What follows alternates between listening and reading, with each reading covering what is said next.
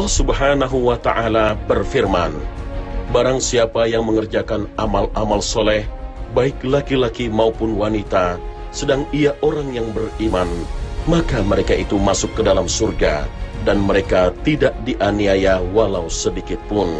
Al-Quran, Surah An-Nisa, ayat 124.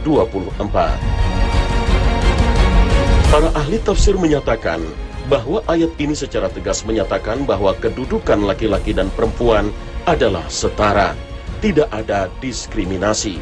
Artinya, laki-laki atau perempuan yang beramal soleh dalam keadaan beriman kepada Allah Subhanahu wa Ta'ala sama-sama berhak menempati surga yang telah dipersiapkan oleh Allah Subhanahu wa Ta'ala. Baik laki-laki atau perempuan, keduanya sama-sama berhak untuk mendapatkan karunia dari Allah Subhanahu wa Ta'ala dan mendapatkan anugerahnya. Faktanya, Islam telah menegaskan bahwa di hadapan Allah Subhanahu wa Ta'ala, kaum laki-laki tidaklah lebih mulia dibandingkan kaum perempuan kecuali atas dasar ketakwaannya. Bagi Allah Subhanahu wa Ta'ala, hanya ketakwaanlah yang menjadi barometer tingkat ketinggian derajat seseorang. Seorang laki-laki tidak dibenarkan mengklaim dirinya memiliki derajat lebih tinggi dibanding perempuan kecuali ia mengunggulinya dalam segi ketakwaan. Jadi, tidak ada siapapun yang mengungguli siapapun kecuali atas dasar ketakwaannya di sisi Allah Subhanahu wa Ta'ala.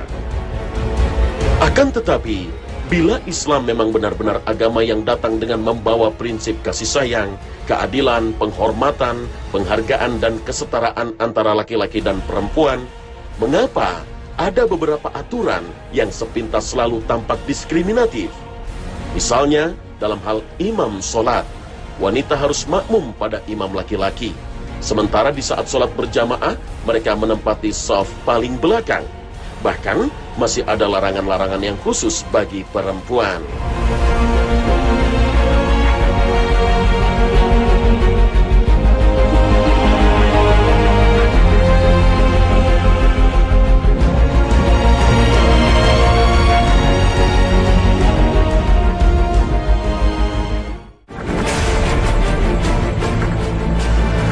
Assalamualaikum warahmatullahi wabarakatuh.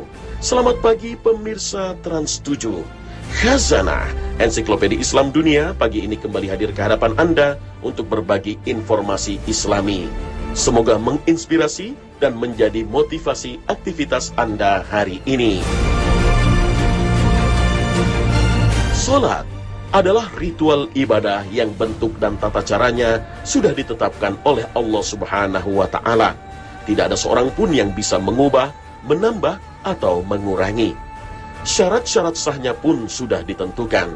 Salah satunya jika sholat itu dikerjakan dalam jamaah yang mencakup laki-laki atau laki-laki dan perempuan, maka harus dipimpin oleh seorang imam laki-laki.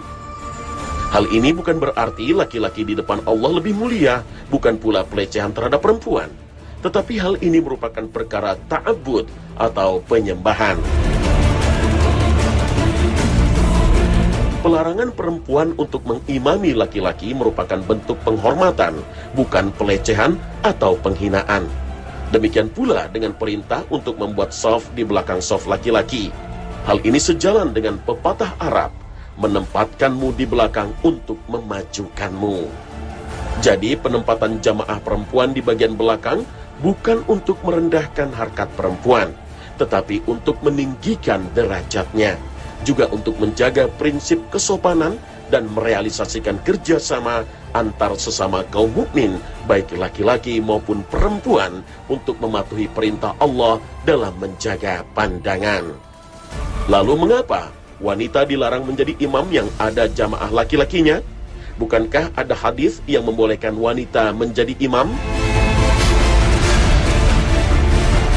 Memang ada dua hadis Nabi SAW yang menyebutkan bahwa wanita itu boleh menjadi imam bagi laki-laki. Misalnya, hadis Ummu Waraqah binti Al-Harith yang menyatakan bahwasannya Nabi SAW pernah mengangkat seorang muazzin untuk mengazani sholat Ummu Waraqah dan memerintahkannya Ummu Waraqah untuk mengimami anggota keluarganya. Hadis riwayat Imam Ahmad. Tapi hadis ini dilemahkan oleh hadis seperti Imam Ibnu Hajar Al-Asqalani. Ada juga hadis tentang salah satu khutbah yang pernah disampaikan oleh Nabi SAW yang dituturkan oleh Jabir bin Abdullah. Jabir berkata, Rasulullah SAW berkhutbah kepada kami dan berkata, seorang wanita tidak boleh mengimami laki-laki, seorang badui tidak boleh mengimami kaum muhajirin, dan seorang pendosa tidak boleh mengimami orang mukmin, kecuali jika memaksanya dengan kekuatan yang ditakuti pedang dan cambuknya. Hadis riwayat Ibnu Majah. Sebagian besar ahli hadis menyebutkan hadis ini lebih dhaif atau lebih lemah daripada yang pertama. Dengan demikian, kedua hadis ini tidak bisa dijadikan landasan hukum. Bahkan hadis yang pertama selain dhaif atau lemah, juga bertentangan dengan hadis-hadis sahih dan bertentangan dengan semangat hadis-hadis sahih yang menjelaskan tentang posisi wanita dalam sholat berjamaah dengan kaum laki-laki. Seperti sabda Nabi SAW yang menyatakan, shaf barisan dalam sholat yang terbaik bagi laki-laki adalah shaf terdepan, dan shaf yang terburuk bagi mereka adalah shaf terakhir. Sedangkan shaf terbaik bagi kaum wanita adalah shaf yang terakhir, dan shaf terburuk bagi mereka adalah shaf terdepan. Hadis riwayat Muslim. Faktanya, bila kita membaca khazanah fiqih Islam terkait dengan masalah ini, maka kita akan menemukan adanya pemahaman yang benar terhadap kaidah-kaidah umum syariat Islam. Para ahli ilmu dari 4 mazhab, yaitu mazhab Hanafi, mazhab Maliki, mazhab Syafi'i, dan mazhab Hambali, juga 7 ahli fikih Madinah, semuanya sepakat untuk melarang seorang wanita menjadi imam sholat fardu. Maka orang-orang yang bermakmum kepada imam wanita, sholatnya batal. Mayoritas ulama sepakat demikian, dan tidak ada yang berselisih dengan mereka kecuali beberapa ulama saja. Demikian pula dengan sholat sunnah, mayoritas ulama sepakat melarangnya. Akan tetapi ada beberapa ulama dari kalangan mazhab Hambali yang membolehkan perempuan untuk menjadi imam jamaah yang di dalamnya ada makmum laki-laki dalam sholat sunnah secara umum atau sholat tarawih secara khusus. Dalam hal ini ada suatu yang menarik. Imam Ibnu Qudamah dalam kitabnya Al-Mughni menyebutkan pendapat mereka yang membolehkan bahwa wanita boleh menjadi imam sholat tarawih dengan makmum laki-laki dengan posisi di belakang makmum. Posisi imam di belakang makmum tentu aneh.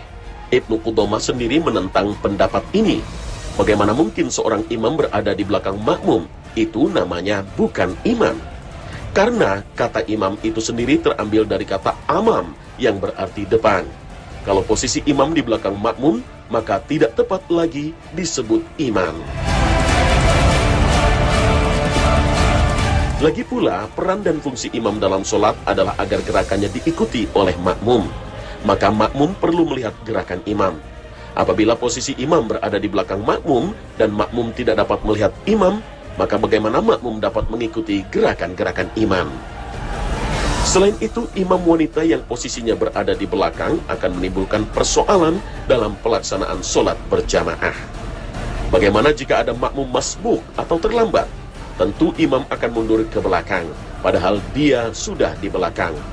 Kalau jumlah makmum yang masbuk semakin banyak, puluhan bahkan ratusan orang, maka imam akan terus mundur ke belakang. Lama-lama tentu akan terjadi sesuatu yang menyulitkan. Lepas dari itu semua, pemikiran tentang imam perempuan itu hanya sebatas wacana, alias tidak pernah dipraktekkan dalam perbuatan yang nyata. Sejarah kaum muslim yang membentang selama 14 abad lebih tidak pernah mencatat adanya seorang perempuan yang mengumandangkan azan, menjadi khotib Jumat, atau mengimami kaum laki-laki. Termasuk pada masa-masa ketika negara Islam dipimpin oleh seorang perempuan seperti Sultanah Syajarah Dur di Mesir pada masa dinasti Memalek ketika itu. Sekalipun menjadi pemimpin kaum muslim, Syajarah Dur sebagai seorang perempuan tidak pernah khutbah Jumat dan tidak pernah pula mengimami kaum laki-laki. Apabila imam perempuan itu benar ada dalam ajaran Islam, tentulah tokoh-tokoh wanita sahabat seperti istri-istri Nabi SAW, Aisyah, Ummu Salamah, dan lain-lain sudah menjadi imam sholat jamaah, dan makmumnya para lelaki sahabat dan atau tabi'in. Ternyata tidak ada dalam catatan sejarah bahwa Aisyah, Ummu Salamah, dan lain-lain pernah menjadi imam sholat untuk kaum lelaki. Yang ada hanyalah catatan bahwa Aisyah dan Ummu Salamah menjadi imam sholat dengan makmum kaum perempuan saja, dengan posisi imam di tengah shaf makmum wanita.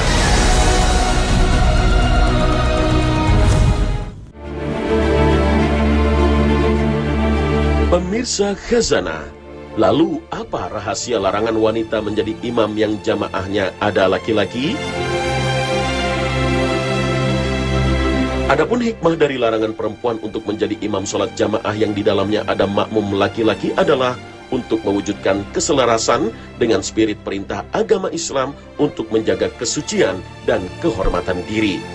Juga keselarasan dengan perintah untuk menjaga pandangan bagi kaum beriman baik laki-laki maupun perempuan dalam kadar yang sama. Dan juga keselarasan dengan perintah untuk menutup aurat perempuan yang meliputi seluruh tubuhnya kecuali wajah dan kedua telapak tangan. Oleh karena itu, Allah Subhanahu wa Ta'ala memerintahkan kepada kaum perempuan untuk berdiri di belakang barisan jamaah laki-laki, karena sholat kaum muslim mencakup gerakan sujud yang berpotensi menunjukkan lekuk tubuh atau bahkan menyingkapkan bagian tertentu dari tubuh. Dan tentu saja hal seperti ini merupakan bagian yang tak terpisahkan dari penghormatan Islam terhadap perempuan dengan cara menjaganya, menghormatinya, dan melindunginya dari tempat-tempat kotor, hina, dan merendahkan. Selain itu, dalam agama, sholat adalah perbuatan di mana seorang hamba Allah Subhanahu wa Ta'ala bermunajat atau beraudensi dengan Khaliknya. Dalam saat-saat seperti itu diperlukan kekhusyuan. Banyak hadis yang mengatur posisi wanita dan apa yang harus ia lakukan ketika sedang sholat dengan kaum pria.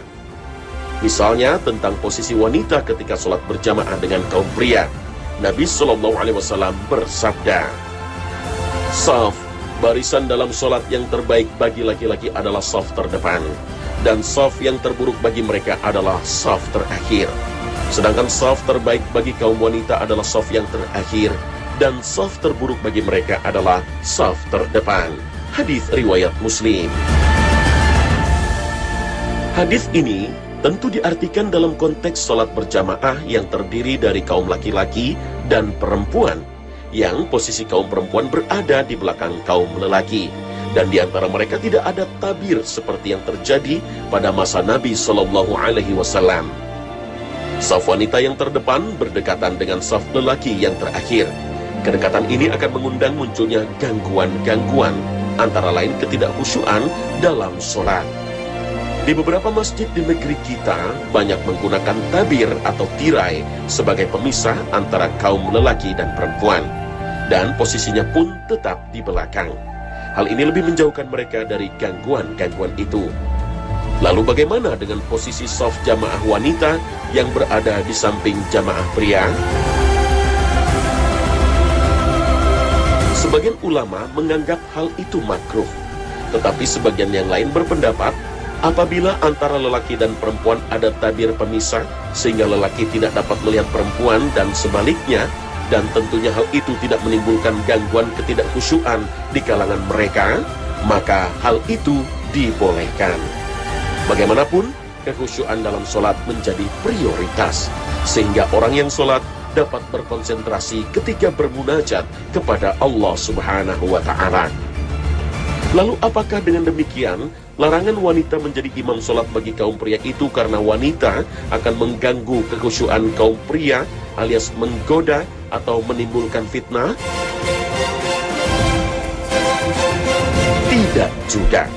Larangan wanita menjadi imam sholat untuk makmum lelaki bukan karena wanita dapat mengganggu sholat kaum lelaki, tetapi karena ada ayat Al-Quran dan hadis Nabi SAW yang tidak membolehkan hal itu.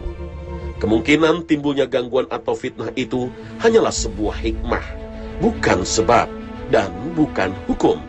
Ada fitnah atau tidak, perempuan tetap tidak boleh menjadi imam sholat bagi makmum lelaki. Acuan kita dalam beribadah adalah mengikuti contoh yang diberikan Nabi Muhammad SAW. Dalam kaidah hukum Islam disebutkan, pada dasarnya dalam ibadah itu kita mengikuti contoh dari Nabi SAW. Jadi dalam ibadah tidak dibenarkan adanya campur tangan atau intervensi otak, akal, atau rasio. Tidak ada inovasi dan tidak ada demokrasi. Semuanya harus pasrah terhadap ketentuan dan bimbingan Nabi SAW.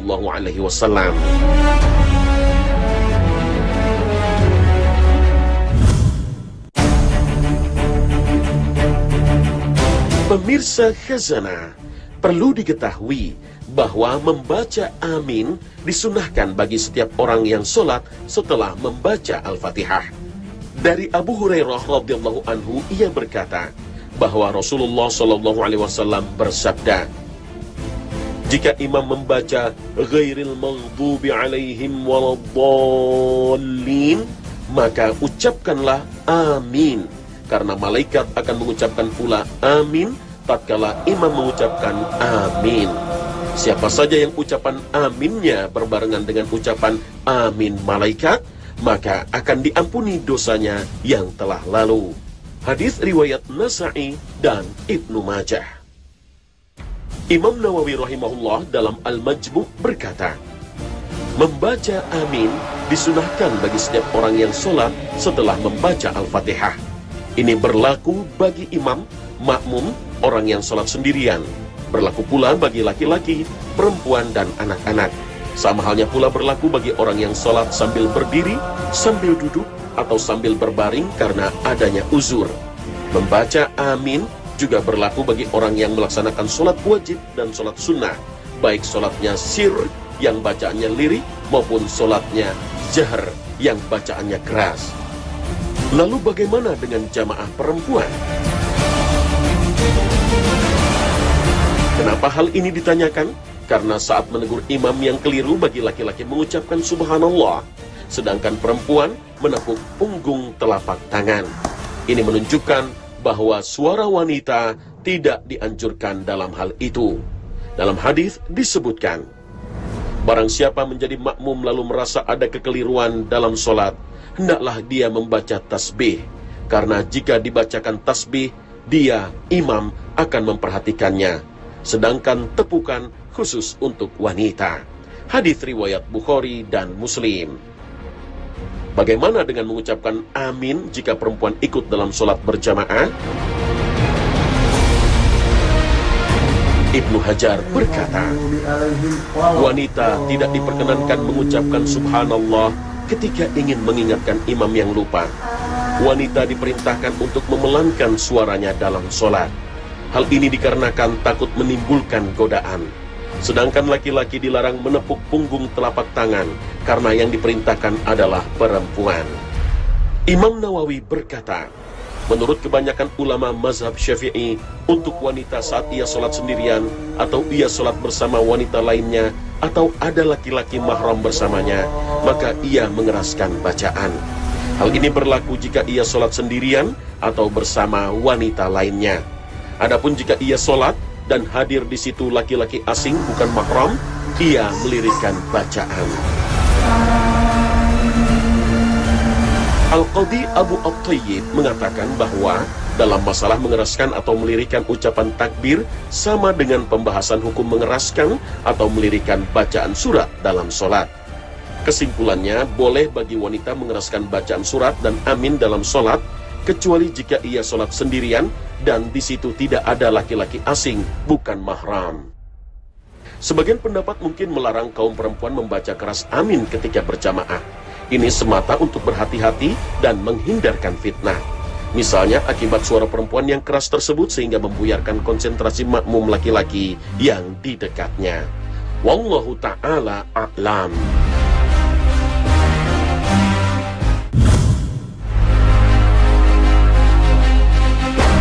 Pemirsa Khazanah, sholat berjamaah di masjid memang memiliki keistimewaan luar biasa dibanding sholat sendiri. Pahalanya pun berlipat ganda. Abdullah bin Umar radhiyallahu anhu menyampaikan bahwa Rasulullah SAW bersabda, sholat wajib berjamaah lebih utama daripada sholat sendirian sebanyak 27 derajat. Hadis riwayat Bukhari. Dalam riwayat Abu Hurairah radhiyallahu anhu disampaikan bahwa Rasulullah SAW bersabda, sholat wajib bersama imam lebih utama daripada 25 kali sholat yang dikerjakan sendirian. Hadis riwayat Muslim. Berdasarkan hadis ini, lihatlah perbandingannya. Terdapat dua orang yang meninggal dunia pada umur yang sama. Orang yang pertama terbiasa menunaikan sholat fardu sendirian di rumah selama hidupnya. Adapun orang yang kedua senantiasa menunaikan sholat fardu berjamaah di masjid. Dengan demikian, jumlah pahala yang dapat diraup oleh orang kedua lebih banyak daripada orang yang pertama sebanyak 25 atau 27 kali. Jika diasumsikan mereka berdua melaksanakan ibadah selama 40 tahun. Dengan demikian, dalam kurun waktu tersebut, orang yang pertama telah melakukan sholat fardu sebanyak 5 kali 360 kali 40, sama dengan 72.000 sholat. Adapun orang yang kedua dalam kurun waktu yang sama melakukan sholat tapi dengan berjamaah, maka dia dengan jumlah pahala 25 kali atau 27 kali lebih banyak, sebanyak 1.800.000 sholat atau 1.944.000 sholat. Bukankah seakan-akan orang yang kedua hidup lebih lama daripada orang yang pertama sebanyak 25 atau 27 kali? Artinya, pahala yang diperoleh oleh orang yang mengerjakan sholat fardu di rumah selama 25 atau 27 tahun hanya membutuhkan waktu selama setahun jika dikerjakan dengan berjamaah di masjid. Masalahnya, bagaimana dengan wanita? Wanita lebih dianjurkan untuk sholat di rumah, berarti sendiri. Apakah dengan demikian, wanita hanya mendapatkan pahala jauh lebih sedikit daripada kaum pria? Pemirsa Khazanah, jangan kemana-mana. Sesaat lagi, Khazanah akan kembali.